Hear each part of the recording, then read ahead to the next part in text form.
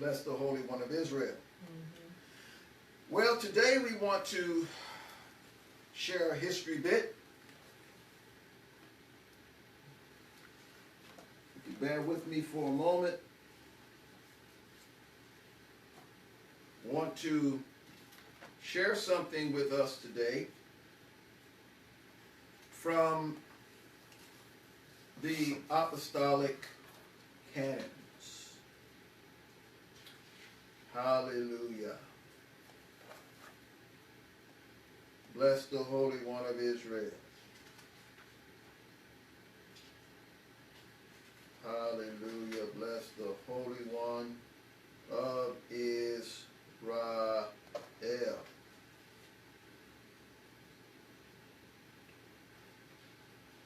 Now, I had said something with respect to this canon before, and I'm going to reiterate it to us because I want for us to be mindful of some of the things that are noted here. We're going to look at canon number 4 again. Here in the Apostolic Canons, we're going to look at canon number 4. And I had mentioned, with respect to the Apostolic Canons, that this piece of information was given to us by Clemens. Clemens was one of the disciples of the apostles.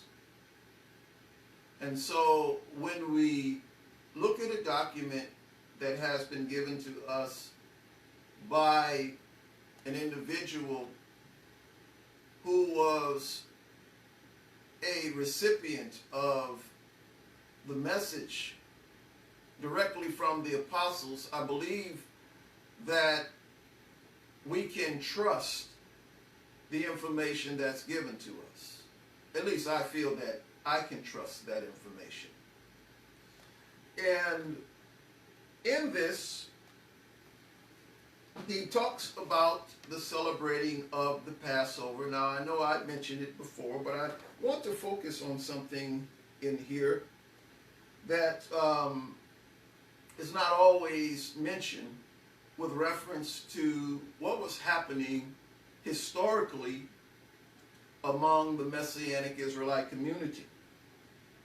Now, the last time I had talked about this particular canon, the focus that I wanted to draw attention had to do with showing how the Passover was kept, or providing the proof that the Passover was kept, that it was not an issue of whether the Passover should be kept or not, but as to the day or time frame in which the Passover should be kept.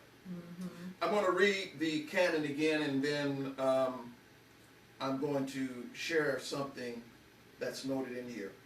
It says, concerning the day on which the Pesach should be celebrated. So we see in the first portion of that, the mention is made on the time frame in which the Passover is to be celebrated. That's the emphasis here. It says, if any bishop or elder or deacon celebrates the holy Pesach with the Jews or the Judeans before day and night are equal, or the vernal equinox, let him be deposed.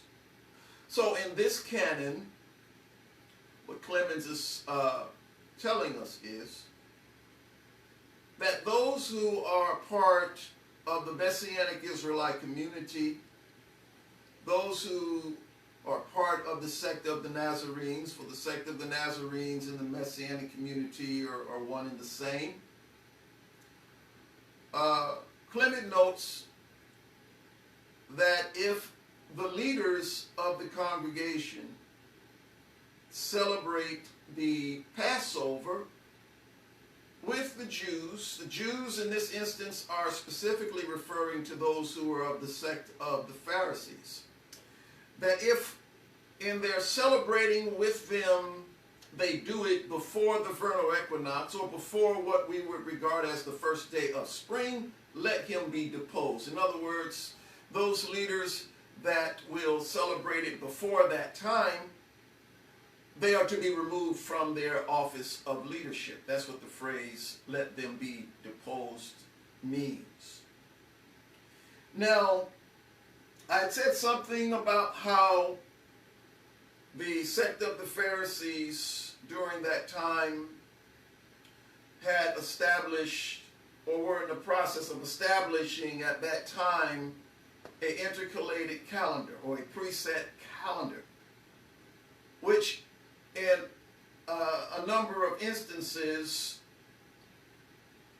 it may cause the Passover to be celebrated before the vernal equinox.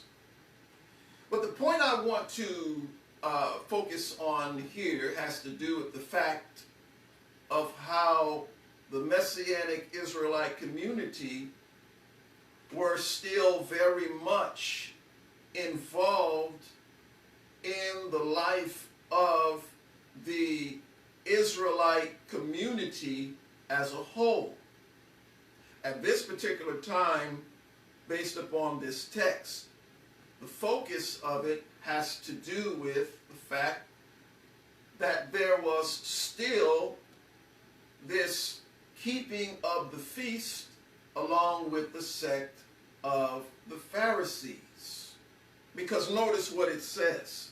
It says in that particular canon, Canon 4, it says that if it is celebrated with the Jews.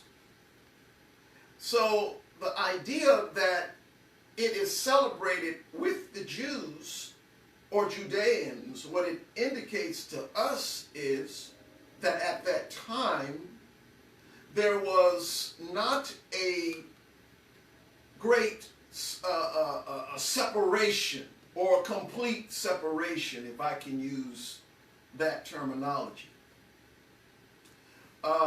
There are those who have the idea that when the Messiah came, that he started a new religion, that he started something completely new, that he separated himself from the Torah, that he dismissed the keeping of the Moedim,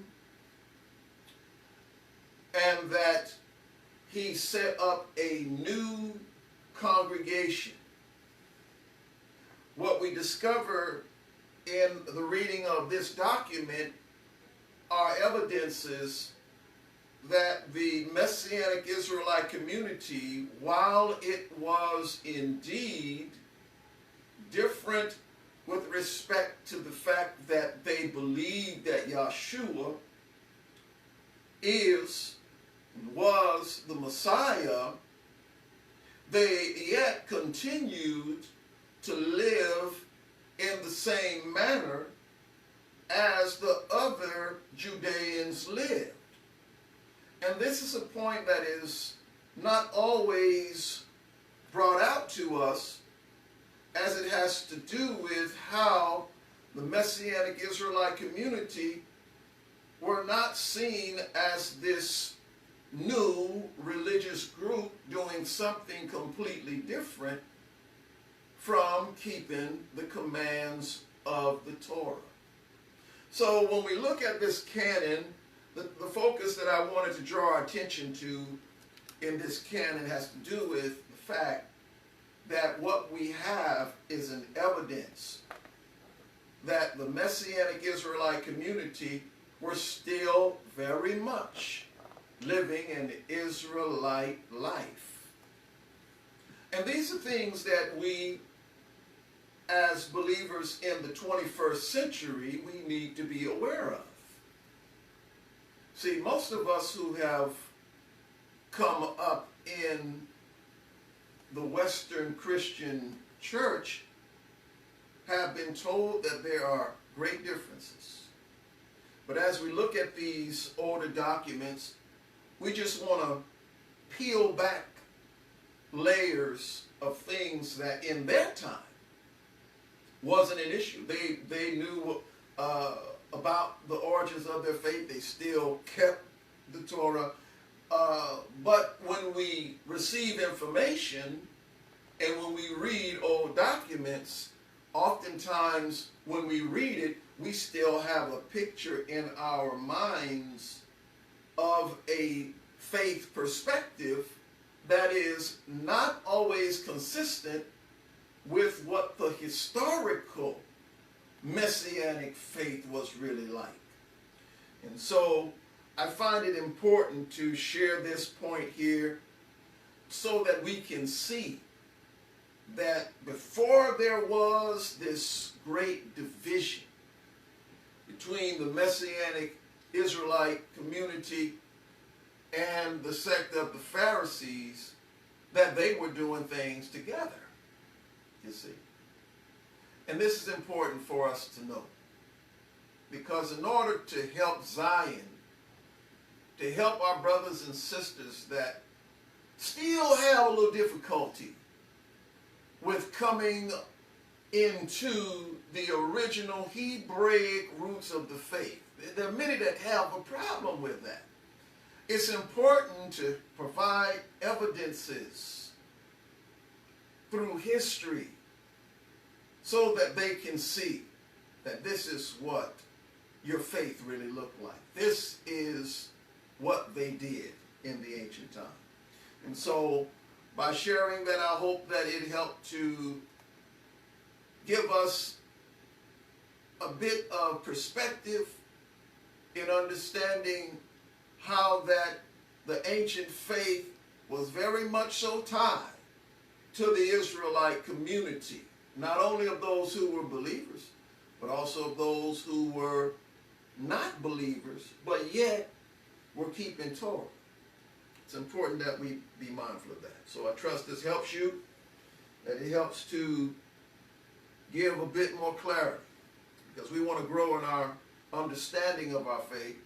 We want to continue to develop, and we want to have a clear picture. This helps us as we grow from faith to faith.